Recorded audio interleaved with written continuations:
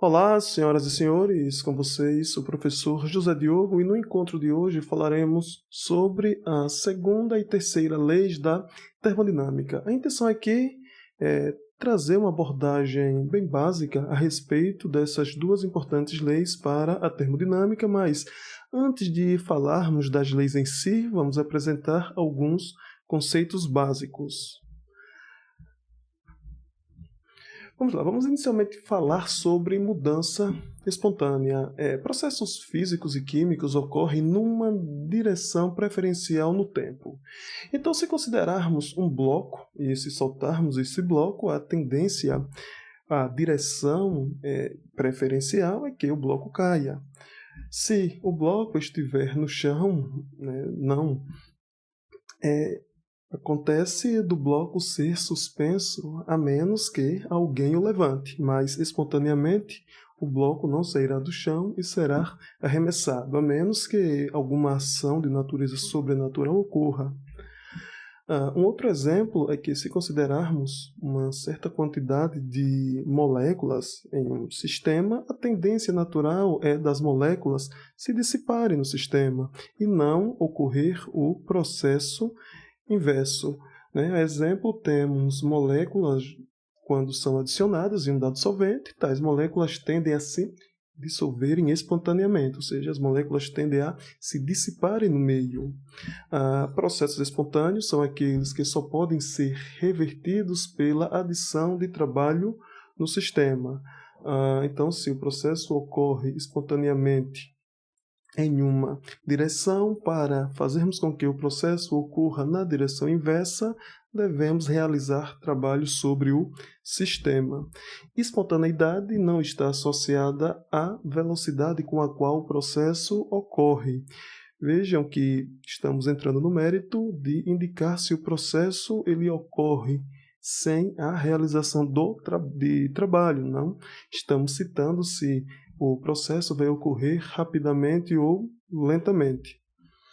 Em sistemas isolados, há uma tendência ao aumento da dissipação ou dispersão total da energia. E este aumento de dispersão ou dissipação também se aplica à matéria. Logo, um processo espontâneo ele é caracterizado por levar a um aumento da dispersão, assim como da dissipação, seja da energia quanto da matéria. E esta dispersão é medida em termos da entropia. Então, o conceito de entropia está sendo introduzido aqui como sendo uma medida do grau de dispersão da energia ou da matéria. A entropia é rotulada por S maiúsculo e consiste em uma função de estado extensiva associada ao calor reversivelmente trocado entre um sistema fechado e a vizinhança. E o conceito de reversibilidade aqui se aplica à diferença de temperatura entre sistema e vizinhança é infinitesimalmente pequena. Então, veja, quando dizemos que a entropia é uma função de estado, queremos dizer que a entropia é uma propriedade que depende apenas do estado inicial e do estado final do sistema. A maneira como o sistema evoluiu desse estado inicial para o estado final não importa. Com extensiva, queremos dizer que quanto maior for a porção de matéria presente no sistema, isso significa que maior será a entropia do sistema. E, nessas condições, a variação de entropia é matematicamente dada pela razão entre calor trocado reversivelmente na temperatura em que o processo ocorre. E quanto à unidade de entropia, uma vez que calor é dado em Joule e temperatura em Kelvin, a unidade de entropia é Joule por Kelvin. E note que a temperatura deve ser utilizada em Kelvin, uma vez que, se usarmos temperatura em graus Celsius, é possível que a temperatura seja igual a zero, o que poderia gerar uma indeterminação matemática. E apesar da entropia ser comumente associada à desordem, vale destacar que entropia não é desordem. E as razões são as seguintes: a desordem não é quantificável, a entropia é sim quantificável. A desordem parece ser intensiva, isto é, se considerarmos uma dada porção da matéria, analisarmos a desordem, esta desordem analisada para esta porção da matéria tende a ser a mesma se tomássemos uma outra porção, diferentemente da entropia, a qual é extensiva, ou seja, quanto mais matéria tivermos, maior será a entropia associada. A desordem parece se aplicar a uma desordem translacional, ou seja, a desordem parece estar associada a um grau de agitação, né, um grau de movimentação translacional, enquanto que a entropia vai muito além. Se considerarmos que o sistema apresenta uma dada entropia inicial, né, e daí sofre alguma alteração, né, sendo projetado a uma entropia final, se tal mudança ocorre de forma reversível, ou seja, diferença de temperatura entre sistema e vizinhança infinitesimamente pequena, sabemos como calcular tal variação da entropia. Para isso, fazemos uso dessa equação. Mas se o processo ele evolui de forma irreversível, fica, portanto, complicado quantificar a variação de entropia do processo. Porém, né, vimos que a entropia é uma função de estado. Logo, encontrando um caminho reversível, né, o qual pode ser calculado por essa expressão, pelo qual a entropia do sistema varia, encontra-se uma maneira de calculá-la para qualquer tipo de processo, ou seja, a variação de entropia para um processo que evolui reversivelmente é igual à variação de entropia para um processo que evolui irreversivelmente, uma vez que a entropia é uma função de estado e para a sua determinação precisamos apenas conhecer o estado inicial e o estado final do sistema. A maneira com a qual o sistema evolui, se é reversivelmente ou irreversivelmente, não importam. Então vamos ao exercício aplicando a equação que apresentamos há pouco para o cálculo da entropia. E este exercício corresponde ao exemplo 8.1 da quinta edição do livro Princípios de Química, que é o livro tomado como referência para o preparo desta aula. O exercício lida com a seguinte situação.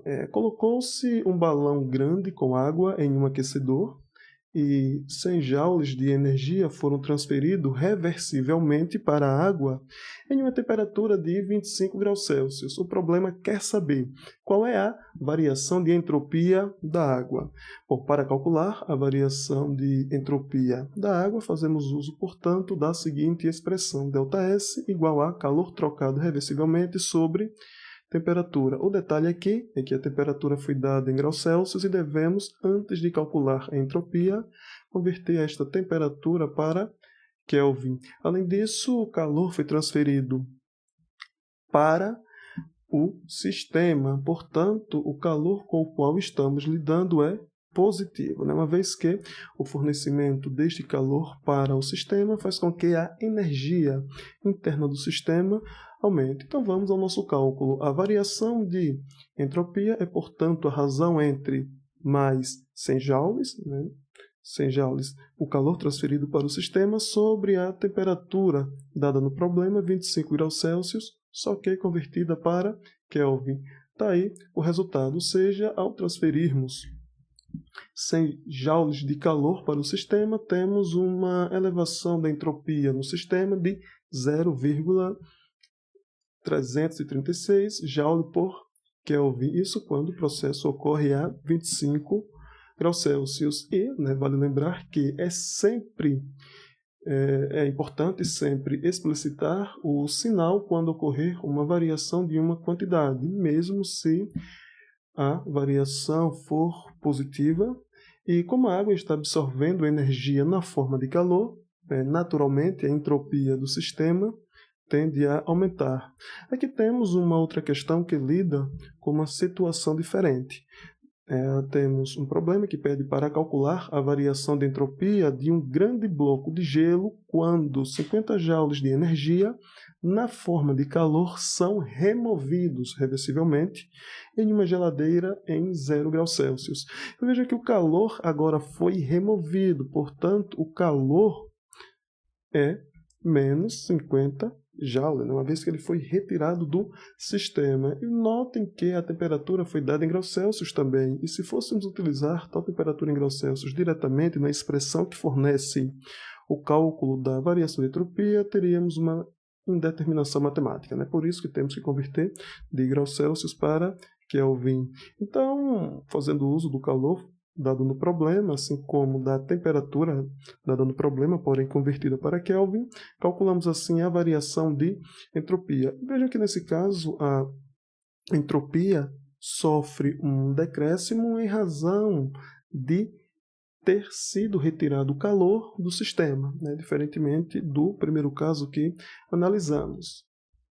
Então, como o gelo está perdendo energia na forma de calor, né? Naturalmente a sua entropia diminui. Vamos avançar e lidar com a variação de entropia em função da temperatura, né? E a entropia muda com o volume, assim como com a temperatura. Inicialmente, vamos analisar qual o efeito provocado pela temperatura sobre a entropia. E para analisar o efeito do aquecimento ou resfriamento a volume ou pressão constante, usa-se as capacidades caloríficas, a volume ou pressão constante, isto é, CV e CP, respectivamente. CV denota a capacidade calorífica a volume constante e CP denota a capacidade calorífica a pressão constante. E as expressões são as seguintes. A volume constante, a variação de entropia é dada pelo produto entre capacidade calorífica, a volume constante, né, multiplicado pelo ln da razão TF sobre TI, e no caso de lidarmos com variação de entropia em função da variação de temperatura à pressão constante, a expressão é semelhante à anterior, só que, ao invés de fazermos uso da capacidade calorífica obtida a volume constante, fazemos uso da capacidade calorífica obtida a pressão constante. Nós não iremos mostrar como essas duas expressões foram derivadas, uma vez que, para obtermos tais expressões, devemos fazer uso de integrais. E este não é o nosso objetivo. Aqui iremos basicamente aplicar tais expressões. Então, aquecimento, resfriamento, a volume ou pressão constante, quando CV ou CP não variam com a temperatura. Se a capacidade calorífica variar com a temperatura, nós não podemos fazer uso de tais valores para analisar a variação de entropia com a temperatura. Logo, quando recorremos a uma dessas duas expressões, estamos assumindo que a capacidade calorífica não varia com a temperatura. E algumas consequências que derivam dessas duas relações são as seguintes. Se TF, ou seja, se a temperatura final for maior do que a temperatura inicial, a razão TF sobre TI retorna um valor maior que 1. E o ln de um número maior que 1, né, é um número positivo. Como a capacidade calorífica é positiva, o ΔS também será positivo. Logo, se a temperatura final for maior do que a temperatura inicial, devemos esperar uma variação de entropia positiva. Por outro lado, se a razão entre TF por TI retornar um valor menor que 1, ou seja, se TF for menor que 1, e veja que o valor mínimo assumido por essa razão é 0, né, uma vez que estamos fazendo uso da temperatura em Kelvin. Então, para esta outra situação, o que devemos esperar é que a variação de entropia seja, portanto, menor que 0.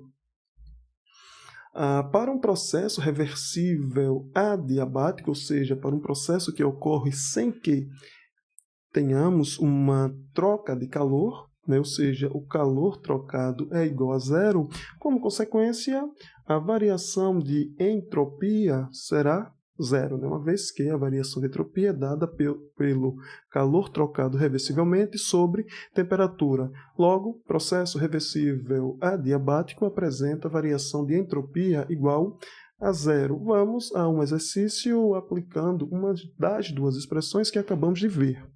O problema diz: a temperatura de uma amostra de gás hidrogênio de volume 20 litros em 5 kPa aumentou de 20 graus Celsius até 400 graus Celsius em volume constante.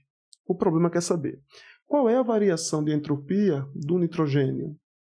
A capacidade calorífica molar do nitrogênio em volume constante, ou seja, CVM, é 20,81 Joule por Kelvin por mol. Além disso, o problema acrescenta: imagine que o comportamento é ideal.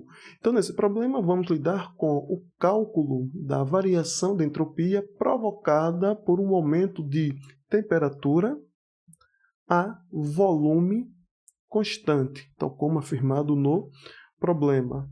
Então, a expressão que usaremos para calcular a variação de entropia em função da temperatura é aquela que envolve a capacidade calorífica a volume constante.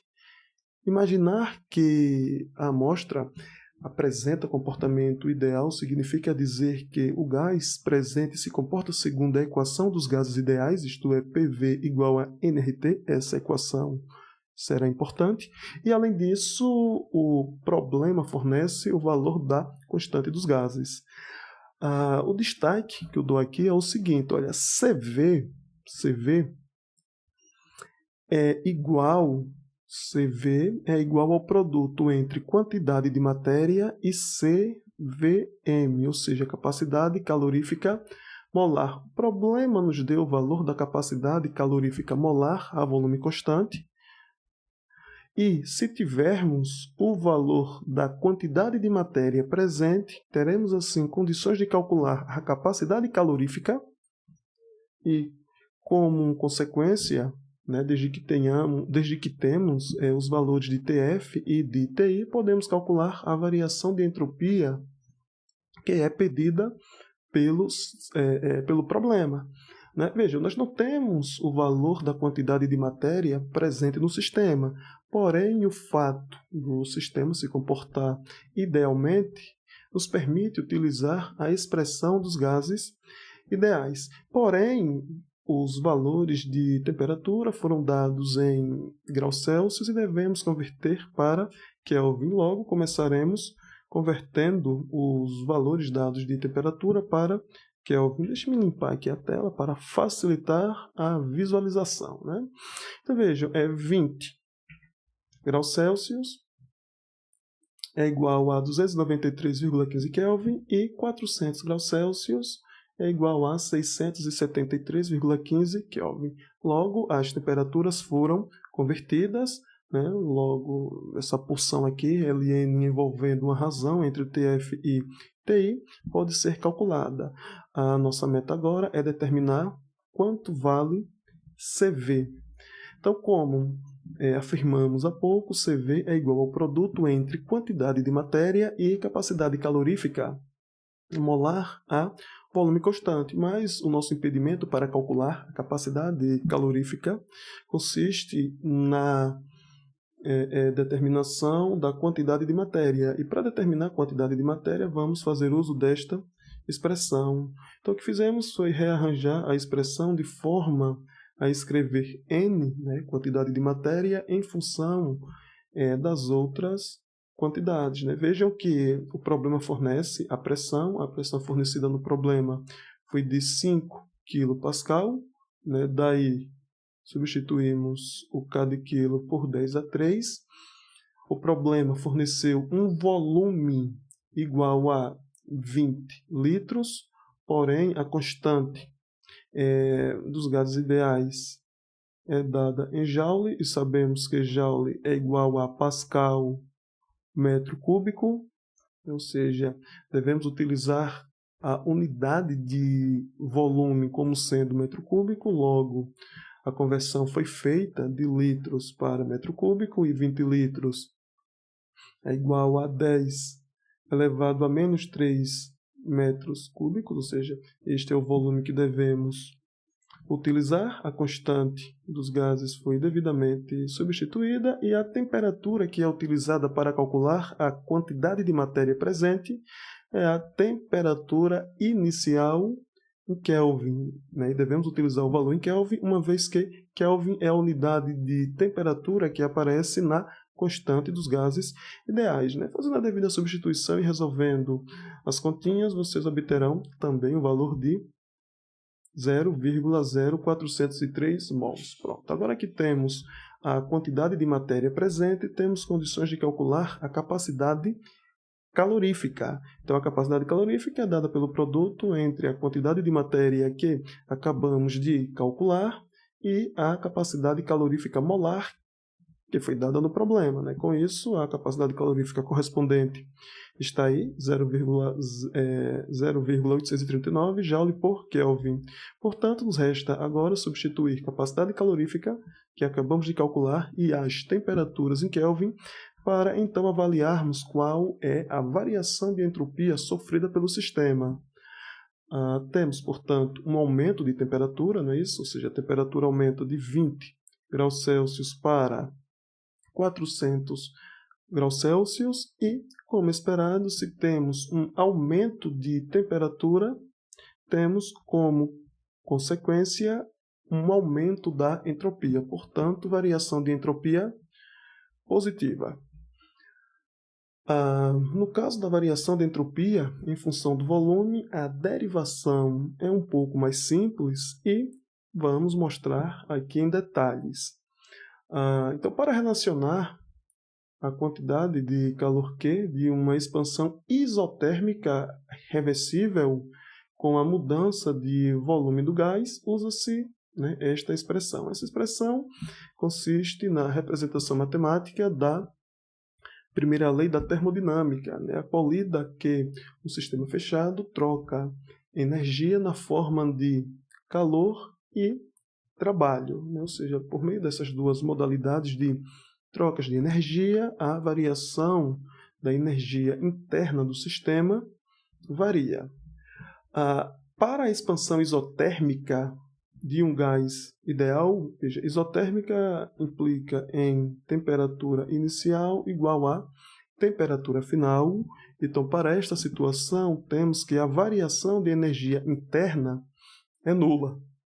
E o fato é que, para um gás ideal, nós temos apenas a contribuição da energia cinética para a energia interna do sistema, uma vez que a energia potencial para um gás ideal é nula, uma vez que as moléculas não interagem.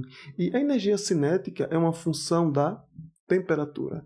Então, vejam, se a temperatura inicial é igual à temperatura final, temos que a energia cinética, que depende da temperatura inicial, será igual à energia cinética, que depende da temperatura final. Consequentemente, a nossa energia interna inicial será igual à energia interna final, o que nos leva a uma variação de energia interna igual a zero. Vejam que a variação de energia interna aqui não é zero, não é porque nós não temos trocas de energia na forma de calor e trabalho. A razão aqui é outra. A variação de energia interna é zero porque para um gás ideal, né, a contribuição para a energia interna vem da energia cinética, a qual depende da temperatura. E se nós não temos uma variação de temperatura, consequentemente não temos uma variação de energia interna. Então, como consequência, temos que a energia que o sistema perde no trabalho de expansão é substituída pela entrada de energia na forma de calor. É isso que é retratado em Q igual a menos W. Isto faz com que a energia interna permaneça constante. E a mesma relação que obtivemos aqui para Q e W se aplica quando a transformação é feita reversivelmente. Logo, podemos escrever calor reversível como sendo igual a menos trabalho reversível. Para o trabalho reversível isotérmico, né, para uma amostra de gás ideal, nós sabemos qual é a expressão correspondente, é igual a menos nRT ln de F sobre VI. Portanto, o calor reversível é dado por nRT ln de Vf sobre Vi. Agora que temos um meio de calcular o calor reversivelmente trocado, podemos calcular sem problema algum a variação de entropia, uma vez que a variação de entropia é dada pela razão entre calor trocado reversivelmente e temperatura. Então, substituindo na expressão da variação de entropia, temos está aqui a expressão que acabamos de obter para calor trocado reversivelmente sobre temperatura. Olha, a temperatura corta a temperatura e chegamos finalmente a uma expressão que relaciona variação de entropia com variação de volume. E vamos ao exercício aplicando tal expressão. O problema quer saber qual é a variação de entropia do gás quando uma amostra contendo 1 mol de N2 se expande isotermicamente de um volume igual a 22 litros até 44 litros. Está aqui a expressão que usaremos para avaliar a variação de entropia sofrida pelo sistema em razão deste aumento de volume. Vejam, o que vale destacar aqui é que, diferentemente do caso envolvendo temperaturas, nós não precisamos converter o volume dado em litros para uma outra unidade, né? E não precisamos fazer isso porque, para convertermos litro para uma outra unidade, vamos fazer uso de um dado fator multiplicativo. E introduzindo um fator multiplicativo no numerador e um fator multiplicativo no denominador, esses fatores multiplicativos serão cancelados. Lá no caso da temperatura, nós não temos a conversão de temperatura em graus Celsius para Kelvin fazendo uso do produto de um fator. Lá nós somamos 273 e esse fator que garante a conversão de temperatura em graus Celsius para Kelvin não se anula na razão, por isso que temos que converter de graus Celsius para Kelvin, enquanto quando lidamos com litros não precisamos fazer isso. Logo, o problema nos deu o quê? Olha, quantidade de matéria, nos deu a constante dos gases ideais, volume final, 44 litros, volume inicial, 22 litros, é só substituir na equação e obter o resultado. Então, a substituição foi feita, o cálculo realizado, olha aqui, olha, litro cancelando com litros, e o resultado foi de mais 5,76 Joule por Kelvin. Ou seja, quando aumentamos o volume, propiciamos também que as moléculas presentes ocupem um volume, né, evidentemente maior, e com isso tenha uma maior dispersão, né? Ou seja, o volume maior permite que as moléculas ocupem um número maior de posições, né? E, como consequência, a entropia aumenta. Logo, o aumento do volume de 22 litros para 44 litros resulta em um aumento de entropia de 5,76 Joule por Kelvin. Vamos a um exercício mais elaborado do que o anterior que acabamos de fazer, e é um exercício bastante interessante, uma vez que mostra como é que nós podemos calcular a variação de entropia para um processo que evolui irreversivelmente, fazendo uso de etapas de transformações reversíveis. Então vamos lá. Em um experimento, um mol de argônio foi comprimido rapidamente, ou seja, irreversivelmente, de 5 litros até 1 litro. Então, volume inicial, 5 litros, volume final, 1 litro por um pistão. É como uma grande bomba de bicicleta. E no processo, sua temperatura aumentou de, tá aqui, olha, temperatura inicial, 20 graus Celsius, para 25,2, temperatura final. O problema quer saber qual foi a variação de entropia do gás. Então, graficamente, podemos representar o processo que está ocorrendo da seguinte forma. Está aqui a condição inicial, né? Veja, condição inicial, volume igual a 5 litros e temperatura igual a 20 graus Celsius. Está aqui, né? Volume de 5 litros e temperatura igual a 20 graus Celsius. O sistema evolui para uma condição em que o volume final é 1 litro, né? Está aqui, volume final de 1 litro e temperatura final de 25,2 graus Celsius. É isso? E o problema é saber o seguinte, qual é a variação de entropia sofrida pelo sistema, quando o sistema sai desse estado inicial para esse estado final. Vejam que nós não temos uma expressão para calcular a variação de entropia quando o processo evolui de forma irreversível. Porém, é possível destacar um caminho que apresenta aqui, olha, uma variação de volume a temperatura constante e variação de temperatura a volume constante. Então vejam que se o sistema não percorrer este caminho, né, percorrer hipoteticamente este outro, nós poderemos conectar o estado final ao estado inicial. Fazer essa conexão entre o estado inicial e o estado final é pertinente para a entropia, uma vez que a entropia é uma função de estado. Então, quais são as informações que aqui vamos usar? Como temos um processo que ocorre mediante variação de temperatura, porém, a volume constante, sabemos qual é a variação de entropia correspondente. Né? É aquela dada por CV, ln de temperatura final sobre temperatura inicial, aqui denotei temperatura final por T2 e temperatura inicial por T1. Claro, para calcular tal variação de entropia, precisamos da capacidade calorífica molar a volume constante. E para este segundo processo, o qual ocorre a temperatura constante, porém temos uma variação de volume, fazemos uso desta outra expressão. E para fazermos uso dessa expressão, precisamos da quantidade de matéria, a qual é fornecida pelo problema, né, como sendo igual ao mol, e temos também o valor da constante R. E vale lembrar que este ΔS que nos interessa nada mais é do que a soma do ΔS associado ao caminho A mais ΔS associado ao caminho B. Sabemos calcular ΔS associado ao caminho A e o ΔS associado ao caminho B. É só substituir os valores e calcular aquilo que o problema pede.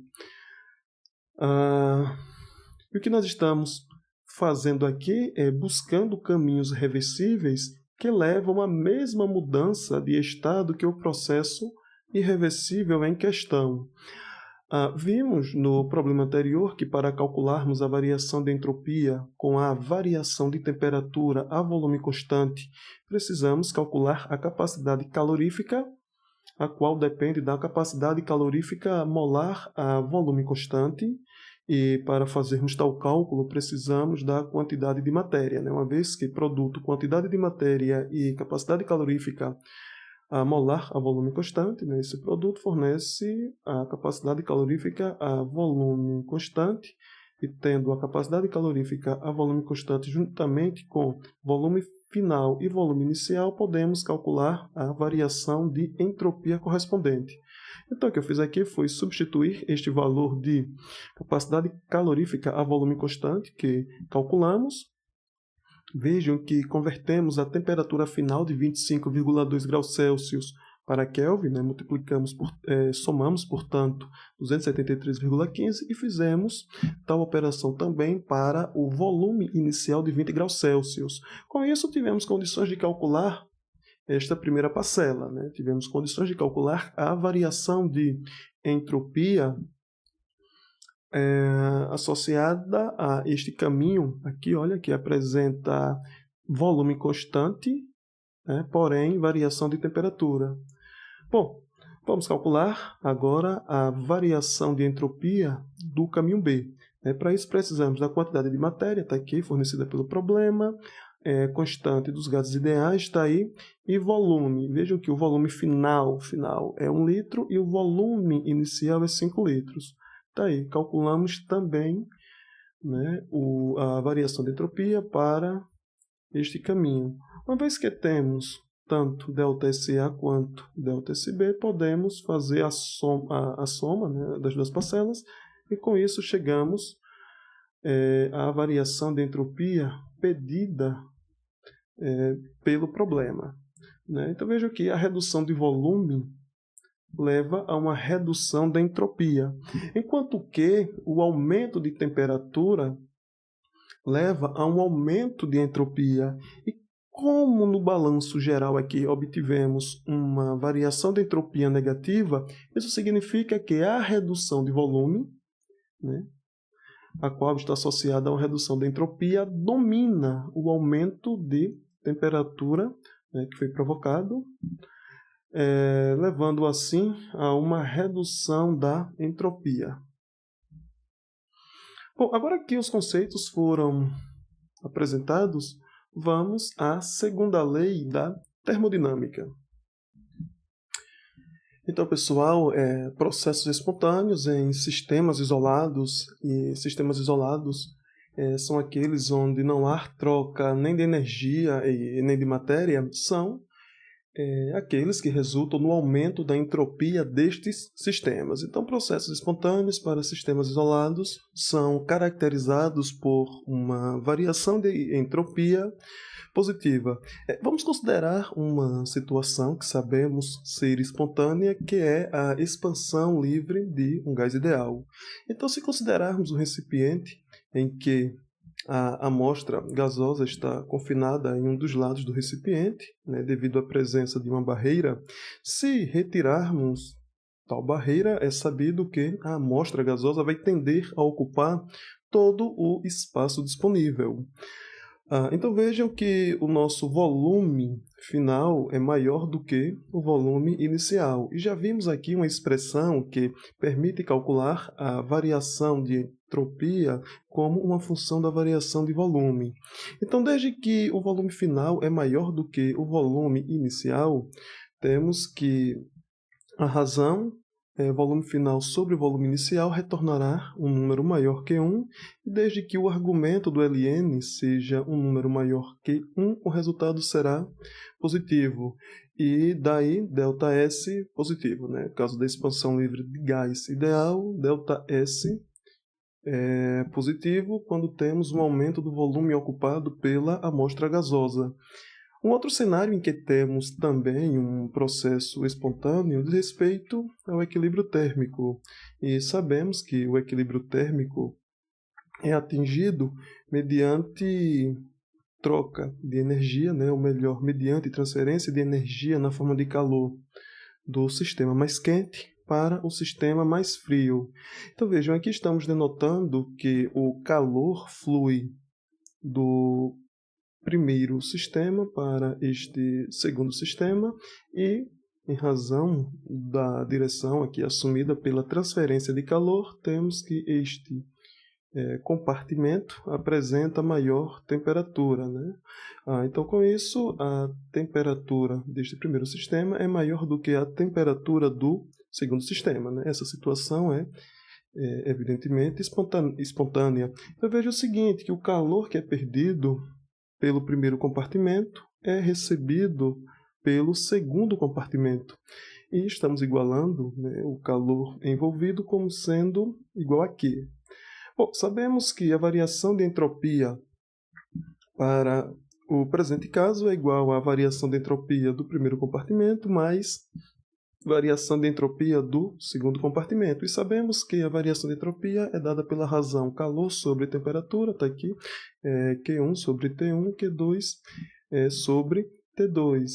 E fazendo a devida substituição, temos que Q1 é igual a menos Q, né? Está aqui o menos Q, e Q2 é igual a Q. Colocamos o Q em evidência, e notando que T1 é maior do que T2, sendo T1 maior do que T2, o resultado dessa razão é menor do que desta outra razão. Logo, como o termo positivo assume valor maior do que o termo negativo, temos, portanto, que a variação de entropia é positiva. Agora vamos lidar com as variações globais de entropia. Naquele primeiro cenário, estávamos lidando apenas com o sistema. E aqui nós vamos contabilizar a contribuição devido à vizinhança. O sistema em si e sua vizinhança constituem o sistema isolado ao qual a segunda lei se refere. Lembrando, a segunda lei nos fornece que, para um processo espontâneo em sistema isolado, a variação de entropia é positiva. Aqui vamos contabilizar, então, a presença da vizinhança. Então, a variação de entropia total é igual à variação de entropia do sistema mais variação de entropia da vizinhança. E o processo ele é espontâneo quando a variação de entropia total é positiva. E um processo em que a variação de entropia do sistema decresce, pode ser espontâneo, desde que a entropia da vizinhança faça a variação da entropia total crescer. Então vejam, se levarmos em consideração que a variação de entropia total positiva é um indicativo de que o processo é espontâneo, mas como a variação de entropia total leva em consideração a variação de entropia do sistema mais variação de entropia da vizinhança, é possível que a variação de entropia seja positiva, mesmo a variação de entropia do sistema sendo negativa, desde que a variação do sistema, ou melhor, desde que a variação da vizinhança compense esta redução sofrida na variação de entropia do sistema. A pergunta a se fazer é: como calcular a variação de entropia da vizinhança para que possamos combiná-la com a variação de entropia do sistema? Para calcular a variação de entropia da vizinhança, fazemos uso de uma expressão semelhante àquela que usamos para calcular a variação de entropia para o sistema, ou seja, calor da vizinhança sobre temperatura. Uma observação importante a se fazer aqui é a seguinte: como a massa da vizinhança normalmente é muito maior do que a massa do sistema, para a vizinhança, a temperatura é sempre constante, independentemente da energia que é transferida para a vizinhança. Ou seja, a temperatura da vizinhança não varia em razão de sua maior massa que a vizinhança apresenta em relação à massa do sistema. Então, a variação de entropia da vizinhança é igual ao calor, trocado aí com a vizinhança, de forma reversível, sobre a temperatura constante. E para contabilizarmos o calor da vizinhança, notamos aqui que o calor ganhado pela vizinhança corresponde àquele calor que é perdido pelo sistema. Considerando a pressão constante, a definição de entalpia é calor trocado a pressão constante. Então, inicialmente notamos que o calor da vizinhança é igual a menos calor perdido menos o calor, ou seja, calor perdido pelo sistema. E, considerando a pressão constante, como a entalpia é definida como um calor trocado a pressão constante, podemos então fazer a devida substituição. Bom, então, uma vez que calor da vizinhança é igual a menos calor devido ao sistema, e uma vez que a definição de variação de entalpia é calor trocado a pressão constante, podemos então calcular a variação de entropia da vizinhança como uma função da entalpia e da temperatura na qual o processo ocorre.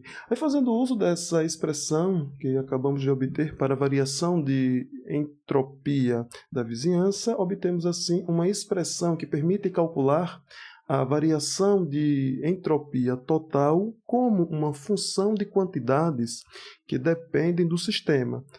Vejam que aqui temos a variação de entropia do sistema e aqui temos a variação de entalpia também do sistema. E esta relação é válida quando a pressão e a temperatura são constantes. Vejam que a introdução da variação de entalpia foi devido considerarmos a pressão como sendo constante. E a segunda lei da termodinâmica, ela pode então ser enunciada de uma forma alternativa, da seguinte forma: a variação de entropia total é igual à variação de entropia do sistema menos entalpia envolvida sobre a temperatura, e o processo espontâneo é aquele cuja variação de entropia total seja positiva. Vamos fazer um exercício a fim de verificarmos como é que podemos calcular a variação de entropia da vizinhança.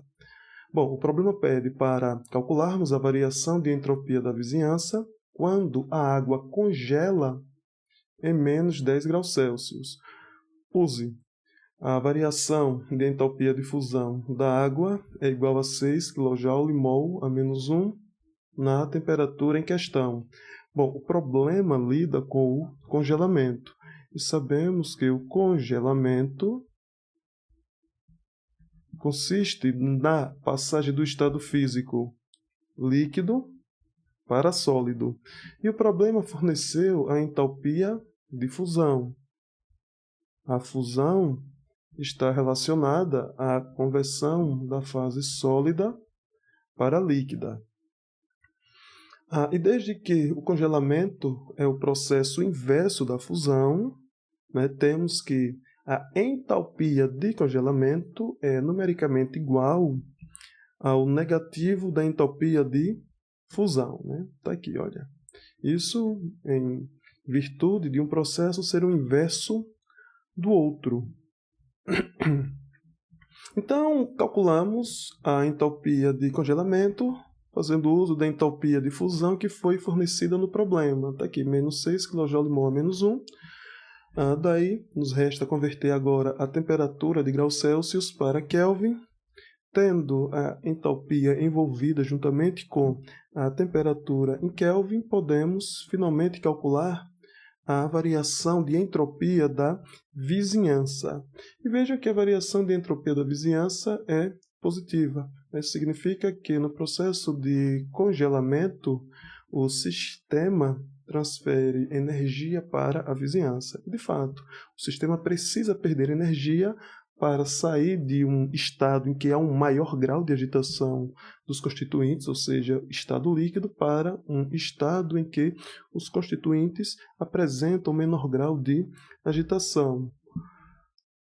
Então, em virtude da perda de calor do sistema para a vizinhança, temos que a entropia da vizinhança aumenta. Se, por outro lado, tivéssemos o fornecimento de calor da vizinhança para o sistema, neste cenário, a entropia da vizinhança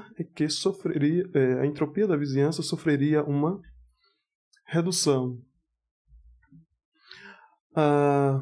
Então veja o seguinte, que para a temperatura de 263 Kelvin, a variação de entalpia, no caso de congelamento, de menos 6 kJ/mol a menos 1, leva a uma elevação de mais 23 Joule/Kelvin a menos 1 mol a menos 1 na entropia da vizinhança.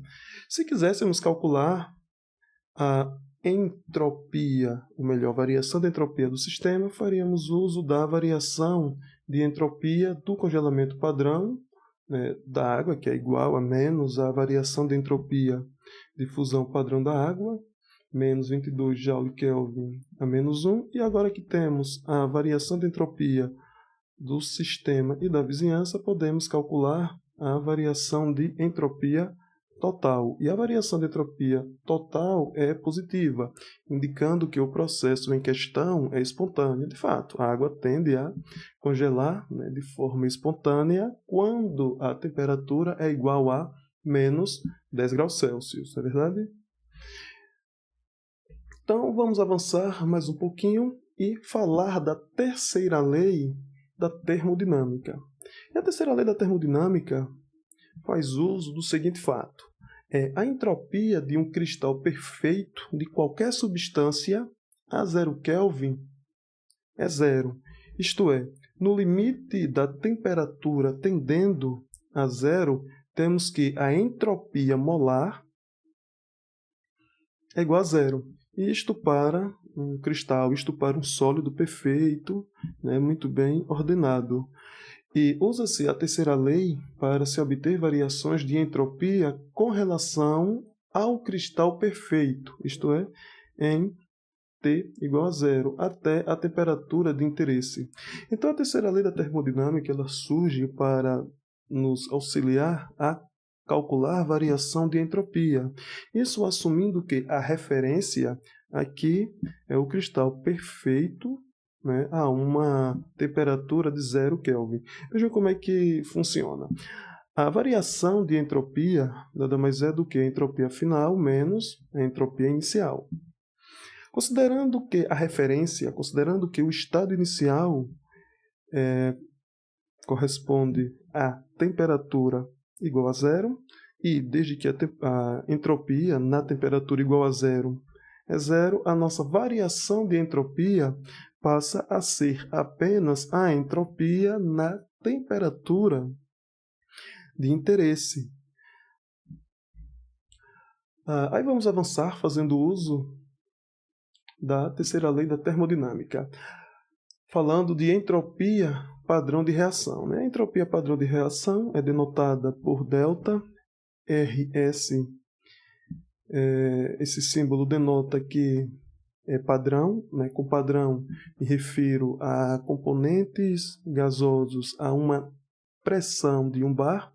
E se estivermos lidando com um dado soluto, a concentração na condição padrão é de 1 mol por litro.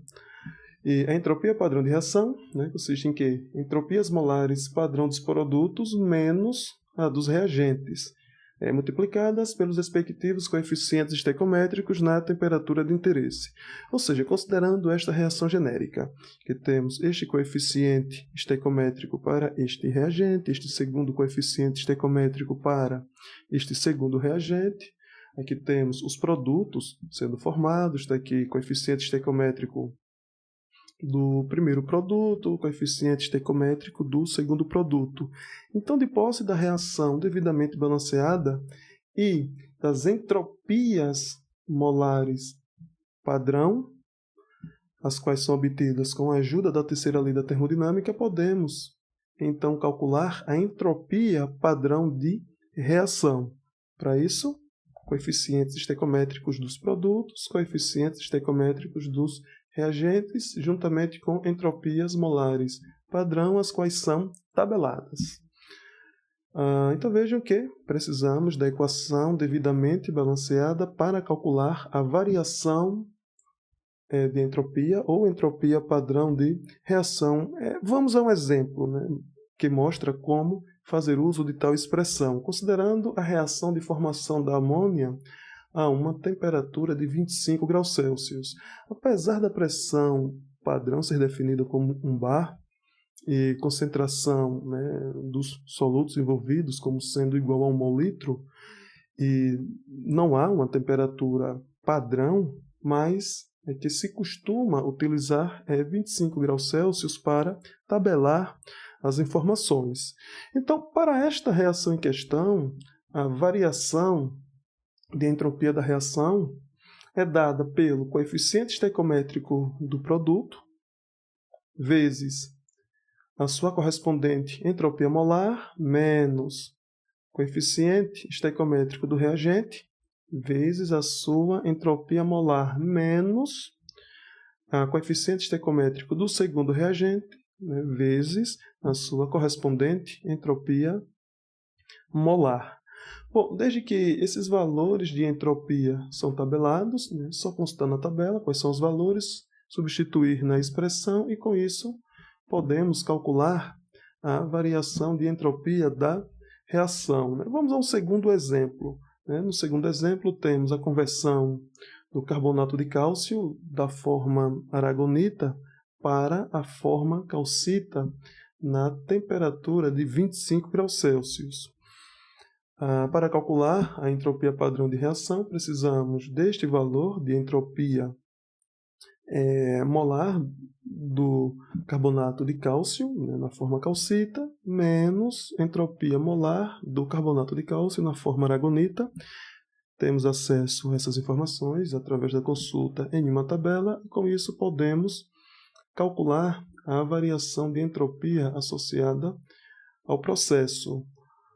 E vemos que no primeiro caso temos uma redução na variação de entropia e no segundo caso temos um aumento. Podemos explicar esta redução da variação de entropia do primeiro caso em razão de termos 3 mais 4 moléculas gasosas sendo convertidas a 2 moléculas gasosas. E essa redução de moléculas de gás presentes é responsável pela redução da entropia do sistema.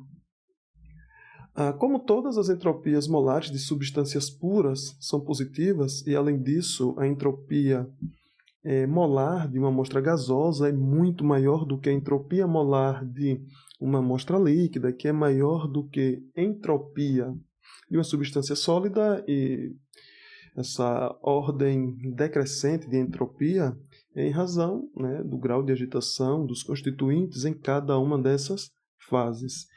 E, em razão disso, temos que reações que geram gases geralmente têm variação de entropia de reação positiva. E aquelas que levam ao consumo de gases, nota-se entropia padrão de reação negativa. Vamos a este exemplo em que o carbonato de cálcio da forma aragonita sofre uma decomposição em óxido de cálcio e, no processo de decomposição, temos a liberação de gás carbônico. Então vejam, consultando uma tabela e substituindo os valores de entropia padrão molar, né, substituindo o valor de entropia para cada componente envolvido na reação, notem que a variação de entropia da reação é positiva.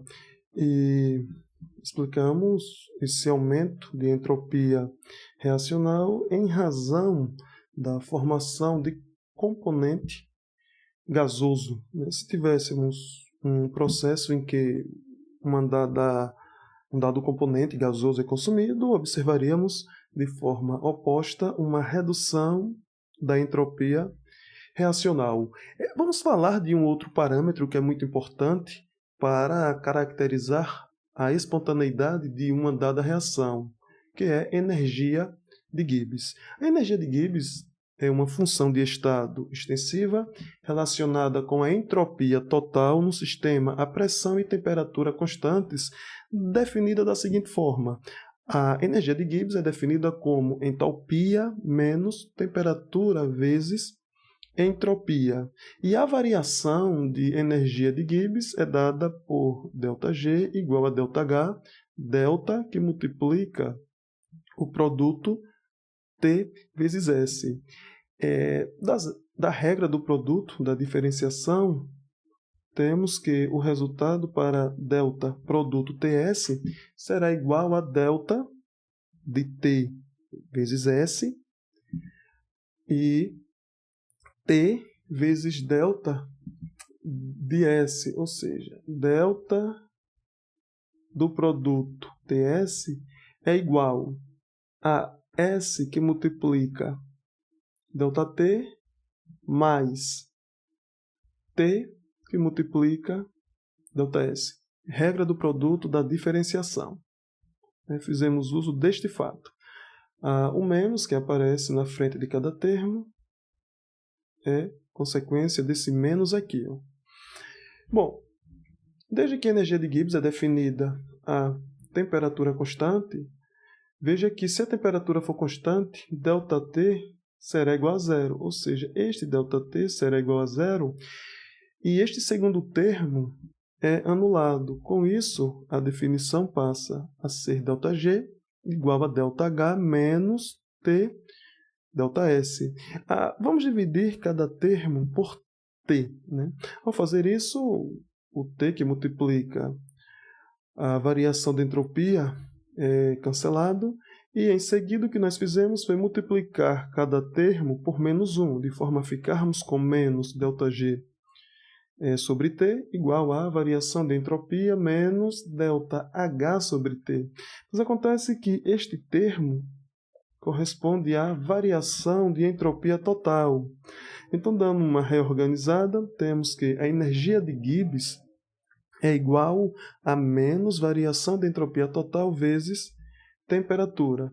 A, pressão e temperatura constantes. E a unidade da energia de Gibbs, né, unidade de energia, portanto, Joule. Lembrando que temperatura em unidade Kelvin e entropia, Joule, que multiplica Kelvin a menos 1. Né? Fazendo o cancelamento Kelvin por Kelvin a menos 1, resta, portanto, Joule.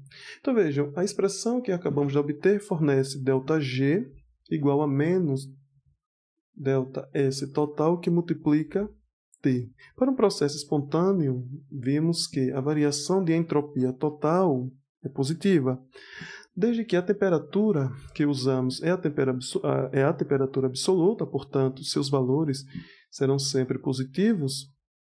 E, já que o processo espontâneo é caracterizado pela variação de entropia total como sendo positiva, este fato leva a um ΔG negativo. Então, o processo espontâneo é caracterizado por ΔS total positivo ou por ΔG negativo. Para um processo não espontâneo, temos a situação inversa, ou seja, variação de entropia total negativa e variação de energia de Gibbs, ou energia de Gibbs, né? Vejam que, vez ou outra, é comum omitir a variação, temos ΔG positivo. E quando o sistema está em equilíbrio, ou seja, o sistema apresenta uma velocidade de conversão direta e conversão inversa a uma mesma velocidade, né, um equilíbrio químico, a variação de entropia total é zero e, como consequência, o ΔG é igual a zero. Então vejam que o ΔG igual a zero é uma condição que nos permite especificar se um dado sistema está ou não em equilíbrio. Aqui temos uma tabela que mostra como a relação de sinais entre ΔH e ΔS determinam se o processo é espontâneo ou não espontâneo. E aqui estamos usando a definição ΔG como sendo ΔH menos T ΔS. Então, se o ΔH for negativo e o ΔS positivo, o processo será espontâneo. Se ΔH positivo e ΔS negativo, o processo será não espontâneo. Se ambos tiverem sinais negativos, daí temos que analisar a magnitude da primeira parcela em relação à magnitude da segunda parcela, e se a primeira parcela domina, ou seja, assume valor maior do que a segunda parcela, o processo é espontâneo, né? Assumindo aqui que ΔH negativo e ΔS positivo, aí se essa relação muda, o processo é, portanto, não espontâneo. Assumindo ΔH positivo e ΔS também positivo, já temos uma situação inversa, ou seja, se este produto assumir maior valor do que ΔH, é que teremos um processo espontâneo, ou seja, assumindo este termo como positivo, este sendo positivo também. Aqui temos um menos conectando os dois termos. Logo, se o segundo termo for maior, né, isso significa que o ΔG será negativo, portanto, processo espontâneo. E quanto menor a entalpia e maior a entropia, mais espontâneo um processo é. Então vamos falar um pouquinho sobre energia de Gibbs de reação, mas para tanto vamos definir primeiro o que vem a ser energia de Gibbs padrão de formação, uma vez que, tendo acesso à energia de Gibbs padrão de formação, é possível calcular a energia de Gibbs de reação.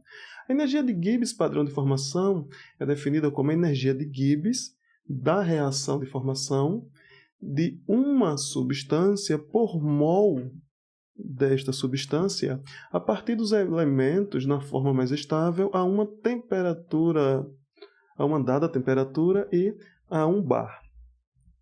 Então, considerando a reação de formação da água, vejam que a substância em questão é a água e 1 mol de água está sendo formado, e vejam que os reagentes estão em sua forma mais estável, hidrogênio na forma gasosa e oxigênio molecular na forma também gasosa. E a temperatura que estamos considerando é a temperatura de 25 graus Celsius. Para essa situação, temos que a variação a energia de Gibbs padrão de formação será igual a entalpia padrão de formação menos temperatura que multiplica entropia padrão de formação também. Temos aqui uma adaptação da equação que deriva da definição da energia de Gibbs. Bom, e temos o seguinte, que a variação de entalpia padrão de formação só depende do composto formado. Isso porque a variação de entalpia padrão de formação para os elementos na forma mais estável é igual a zero. E a entalpia padrão de formação para a água apresenta este valor, menos 285,83 kJ por mol. A entropia padrão de formação depende do composto formado, assim como dos elementos, uma vez que a entropia molar para o elemento na sua forma mais estável não é zero, tal como é na entalpia. Porém, os dados são tabelados e podemos calcular tranquilamente a variação de entropia padrão de formação, lembrando que ora introduzo variação, ora eu omito a variação quando falo, e tendo a entropia molar de cada componente na reação, fazendo uso daquela expressão que vimos há pouco, em que multiplicamos o coeficiente do produto vezes a sua entropia molar, fazendo o mesmo para os reagentes, podemos assim calcular a entropia padrão de formação. E vejam que a entropia é normalmente dada em joule, enquanto que a entalpia normalmente é dada em quilojoule. Logo, para calcularmos a energia de Gibbs padrão de formação, devemos lembrar de ou converter a entalpia de quilojoule para joule, ou a energia ou a entropia de joule para quilojoule. O que nós fizemos aqui foi converter a entropia de joule para quilojoule, e para isso multiplicamos o valor por 10 a menos 3, justamente para garantir que o quilo surgisse. Então vejam como nós calculamos a variação, ou melhor, energia de Gibbs padrão de formação.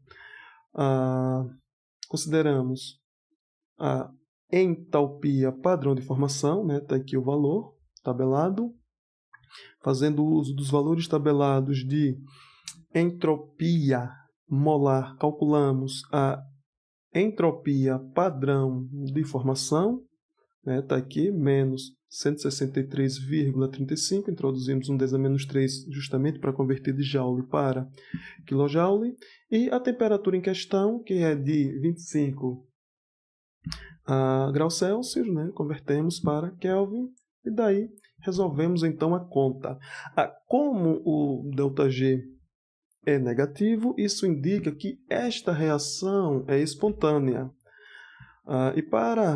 E o ΔG, padrão de formação para elementos puros na sua forma mais estável, na temperatura dada, é zero, pois a entalpia padrão de formação também é zero e a entropia padrão de formação também é zero, ou seja, não há variação de entropia. Então, quando lidamos com os elementos puros na sua forma mais estável, a energia de Gibbs, padrão de formação, é zero. Então, podemos extrair algumas conclusões a partir da energia de Gibbs, padrão de formação, que quanto menor é o seu valor, mais estável é a substância, né? Ou seja, a substância passa a ser mais estável em relação à reação inversa, que seria a reação de decomposição em seus elementos puros. Logo, uma substância estável é aquela que é caracterizada por uma energia de Gibbs padrão de formação positiva, e por outro lado, uma substância instável é aquela que é caracterizada por uma energia de Gibbs padrão de formação positiva. Isso indica que o sentido que leva à decomposição da substância é o sentido espontâneo. E vale lembrar que estabilidade não implica rápida formação a partir dos elementos.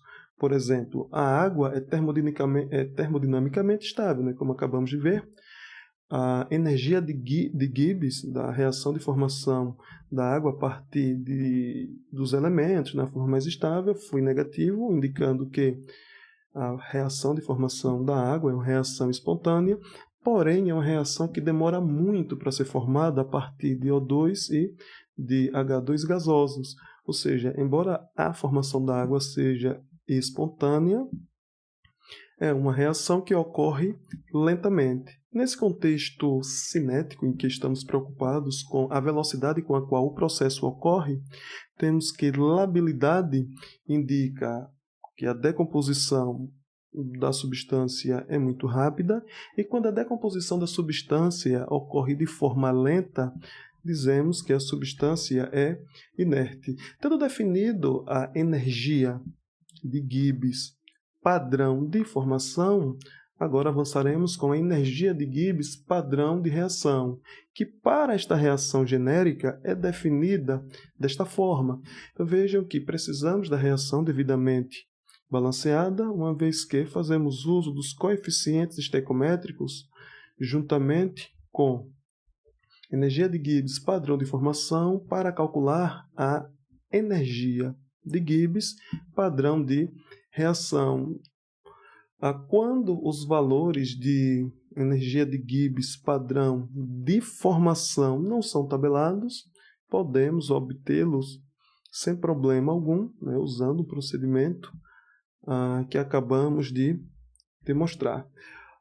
Então, alternativamente, podemos calcular a energia de Gibbs padrão de reação com a ajuda da entalpia padrão de reação e da entropia padrão de reação. Se tivermos a entalpia padrão de reação e a entropia padrão de reação também, calculamos a energia de Gibbs padrão de reação diretamente.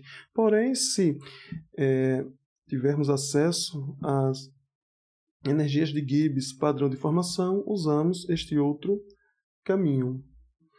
E vamos a um exemplo, né, em que temos a reação da amônia com oxigênio molecular, formando NO e água. E aqui vale lembrar o seguinte, que devemos nos atentar à fase. Aqui a água está em sua fase gasosa, né, e não líquida.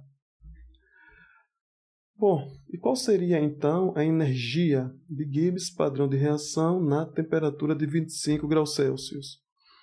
Bom, para isso fazemos uso da energia de Gibbs padrão de formação. Todos esses valores são tabelados e devemos nos atentar para o fato de que, ao consultar na tabela, temos que extrair o valor para a energia de Gibbs padrão de formação da água no estado gasoso. Então, substituindo os valores, né, está aqui, olha, 4, que é o coeficiente estequiométrico do NO, que multiplica a sua energia de Gibbs padrão de reação.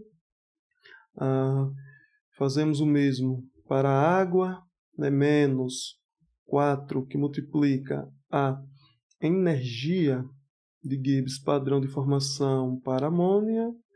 E veja que no caso do oxigênio, né, uma vez que ele está em sua forma elementar, né, ou seja, O2, constituído por um único elemento no seu estado mais estável, temos que a energia de Gibbs padrão de formação é zero, né? Justamente esse zero que aparece. Fizemos o cálculo e a variação de energia de Gibbs padrão de reação é negativa, indicando que esta reação é espontânea. Porém, o fato de termos detectado que a reação é espontânea, isso não nos permite afirmar que esta reação ocorre rapidamente. Então, pessoal, isso era o que eu tinha para o encontro de hoje. Espero que vocês tenham captado essas ideias principais relacionadas à primeira ou melhor dizendo, relacionada à segunda e à terceira leis da termodinâmica. E como diz o nosso caro professor Pierre, aula dada, aula estudada. Hoje, até a próxima.